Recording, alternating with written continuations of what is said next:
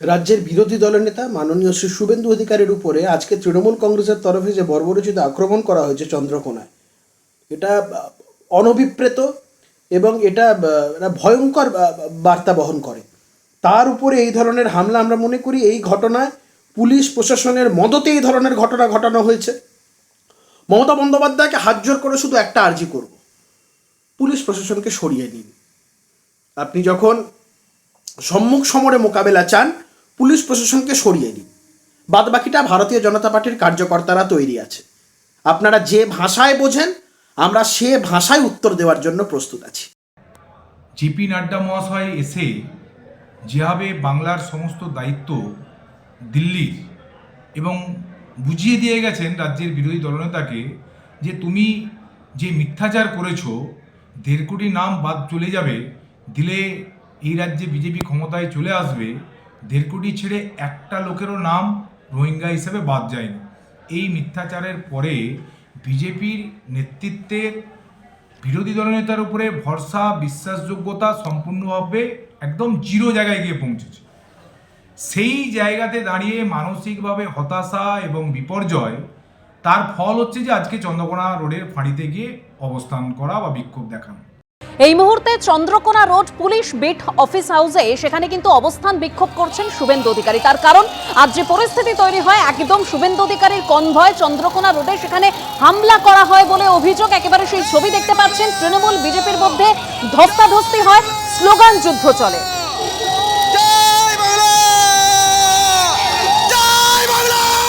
শুভেন্দু অধিকারী অর্থাৎ বিরোধী দলনেতার গাড়িতে লাঠি দিয়ে মারার অভিযোগ, এবং তিনি স্পষ্ট যেটা অভিযোগ করছেন, গোটা পরিস্থিতি পুলিশের সামনেই হয়।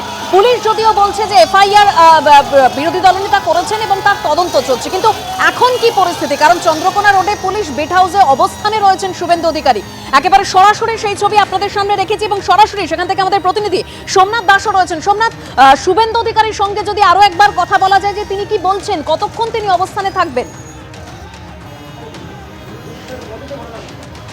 হ্যাঁ, এখনো পর্যন্ত তিনি অবস্থানে বসে রয়েছেন। আমরা কথা বলবো, কিন্তু দাদা কতক্ষণ পর্যন্ত থাকবেন অবস্থানে মনে হচ্ছে? শুনুন, আমার তো নির্দিষ্ট কিছু বক্তব্য আছে।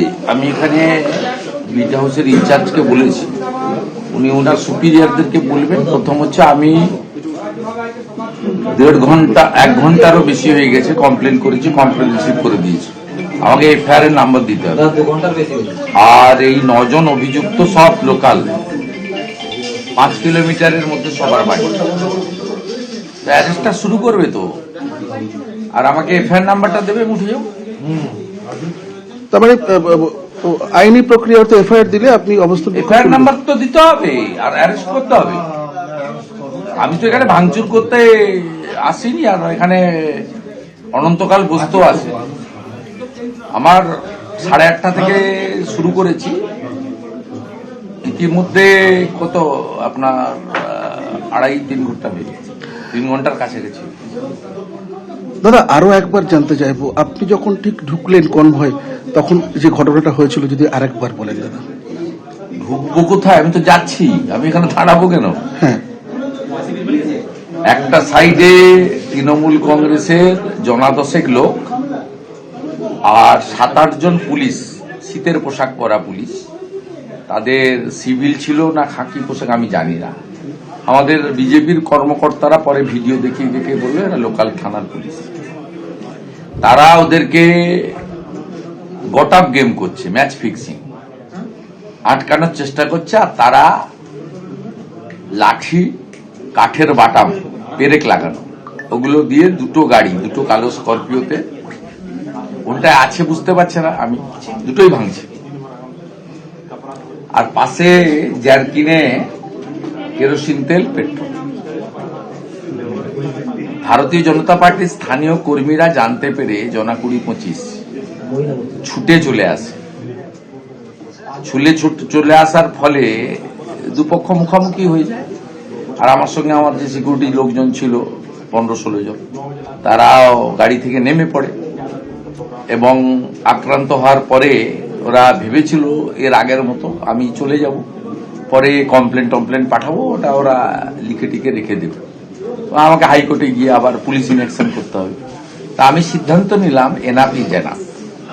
5 বছর অনেক অত্যাচার সহ্য করেছি, বিজেপি কর্মীরা সহ্য করছে, এর একটা হেস্তনেস্ত করা দরকার। তাই গাড়িটা নিয়ে সোজা এখানে বিট হাউসে, মানে থানার এটা ওটি মানে আউটপোস্ট, এখান থেকে থানা অনেক দূরে। স্বাভাবিকভাবে আমরা এখানে আমি আমার গণতান্ত্রিক অধিকার মতো ধর্ণা দিচ্ছি এবং ওরা লিখিত অভিযোগ চেয়েছিল। আমি 9 জন যাদের ভিডিওতে দেখা গেছে, তৃণমূলের যুব মোর্চার সভাপতি দেবাঞ্জন মণ্ডল,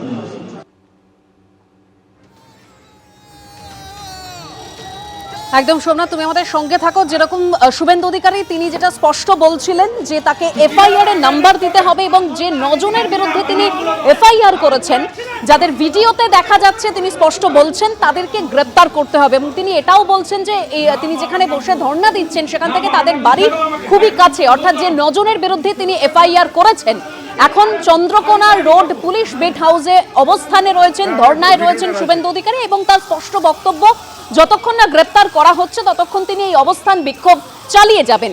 কিন্তু কেন তার অবস্থান বিক্ষোভ? একেবারে তার পাশে ছবিটা আপনারা দেখতে পাচ্ছেন, শুভেন্দু অধিকারীর কনভয় চন্দ্রকোনা রোডে।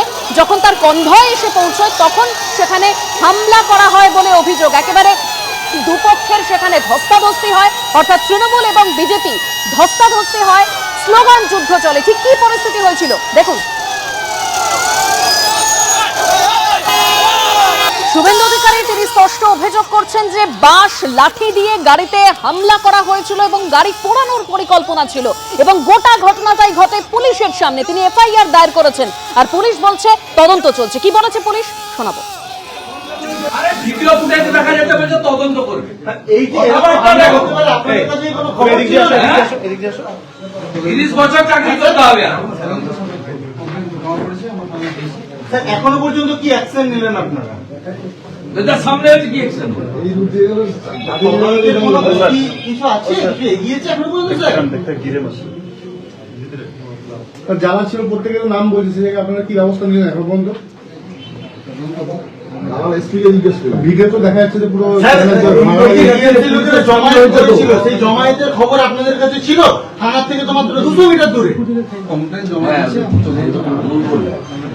থানার থেকে 200 মিটার দূরে টিএমসির লোকেরা যদি জমায়েত করে থাকে বা যে কেউ জমায়েত করে, আপনার কাছে খবর ছিল?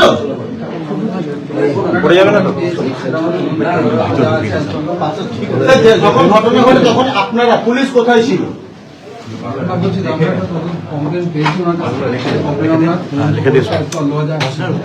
যখন ঘটনাটা ঘটে তখন পুলিশ কোথায় ছিল?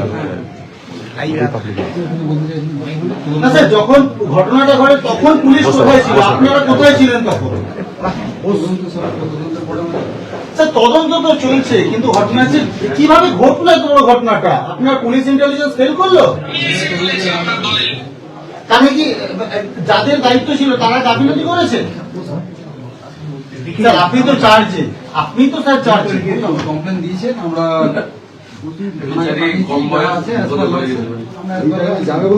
কোনো ফুটেজ কালেক্ট করেছেন? একদম সোমনাথ, তুমি আমাদের সঙ্গে থাকো। একদম বাইরের ছবিটা আমরা দেখতে পাচ্ছি, অর্থাৎ পুলিশ বেট হাউস চন্দ্রকোনা রোডে তার বাইরের ছবি, যেখানে বিজেপি কর্মী সমর্থকরা তারা স্লোগান দিচ্ছেন এবং তৃণমূলের বিরুদ্ধে তারা স্লোগান দিচ্ছেন। সেখানে বিজেপি কর্মী সমর্থকরা তারা জমায়েত হয়েছেন। অন্যদিকে একদম চন্দ্রকোনা রোডে পুলিশ বেট হাউসে অবস্থান বিক্ষোভে রয়েছেন শুভেন্দু অধিকারী। তার কারণ আজ চন্দ্রকোনা রোডে তার কনভয় যখন পৌঁছয় তখন তার কনভয় লক্ষ্য করে হামলার অভিযোগ সামনে আসে এবং বিরোধী দলনেতা যিনি স্পষ্ট অভিযোগ করছেন যে পুলিশের সামনেই গোটা ঘটনা ঘটেছে এবং তিনি ইতিমধ্যে এফআইআর দায়ের করেছেন। তিনি এখন অবস্থানে রয়েছেন এবং এই অবস্থান বিক্ষোভ শুভেন্দু অধিকারী চালিয়ে যাবেন যতক্ষণ না পর্যন্ত যাদের বিরুদ্ধে তিনি এফআইআর করেছেন তাদেরকে গ্রেপ্তার করা হচ্ছে এবং তিনি বলছেন তাকে এফআইআর এর নাম্বার দিতে হবে।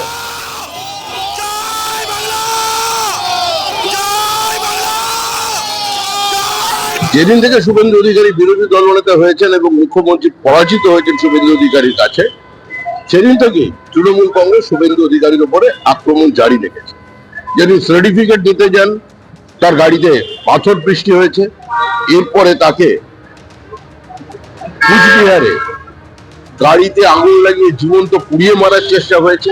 এখন নির্বাচন এগিয়ে এসছে, যেখানে রাজ্যের মুখ্যমন্ত্রী নিজেই ঝাঁপিয়ে পড়ছেন ইডি অফিসারদের উপর থেকে, তাদের থেকে ফাইল ছিনতাই করছে। তো সে রাজ্যে এই সমস্ত তৃণমূল কংগ্রেসের কর্মীরা অনুপ্রাণিত হয়ে আজকে বিরোধী দলনেতাকে আক্রমণ করছে। তবে তৃণমূল যদি সীমার বাইরে চলে যায়, আমার মনে হয় ভারতবর্ষের যে সংবিধানের ভাষায় কথা বলবে। শুভেন্দু অধিকারীর কনভয় হামলার অভিযোগ, চন্দ্রকোনা রোডে পুলিশ বেট হাউসে অবস্থান বিক্ষোভে রয়েছেন শুভেন্দু অধিকারী। আর গোটা ঘটনাকে নাটক বলে কটাক্ষ করেছে তৃণমূল। অরূপ চক্রবর্তী তৃণমূল কংগ্রেস মুখপাত্র কি বলেছেন শোনাবো। আমাদের কাছে ইতিমধ্যেই সেই ভিডিও ফুটেজ এসছে যে বহিরাগত সিআরপিএফ তারা চিনতে পর্যন্ত পারেনি কারা স্লোগান দিয়েছে বা কারা পতাকা নিয়ে গিয়েছিল।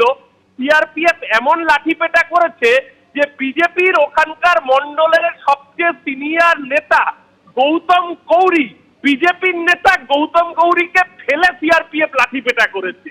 জয় বাংলা স্লোগান দিয়েছে সাধারণ মানুষ, শুভেন্দু অধিকারী সিআরপিএফ কে নির্দেশ দিয়েছে লাঠিপেটা করতে।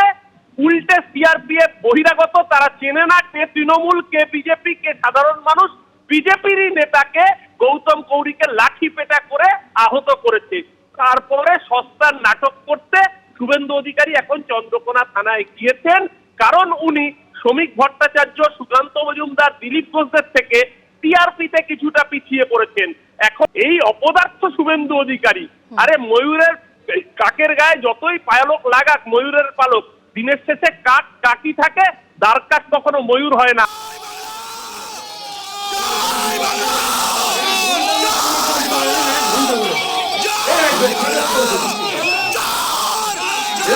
পুলিশ চালক এবিপি আনন্দ, এগিয়ে থাকে, এগিয়ে রাখে।